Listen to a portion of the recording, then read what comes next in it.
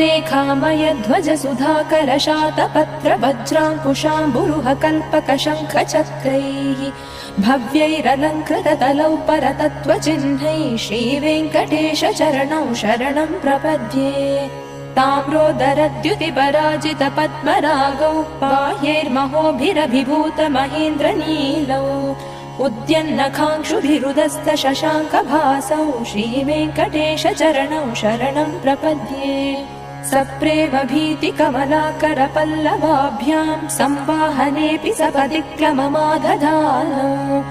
कान्ताववाङ्मनसगोचर सौकुमार्यौ श्रीवेङ्कटेश चरणौ शरणं प्रपद्ये लक्ष्मीमही तदनुरूप निजानुभावनीलादिदिव्यमहिषीकर पल्लवानाम् आरुण्य संक्रमणतः किल सान्द्ररागौ श्रीवेङ्कटेश चरणौ शरणं प्रपद्ये।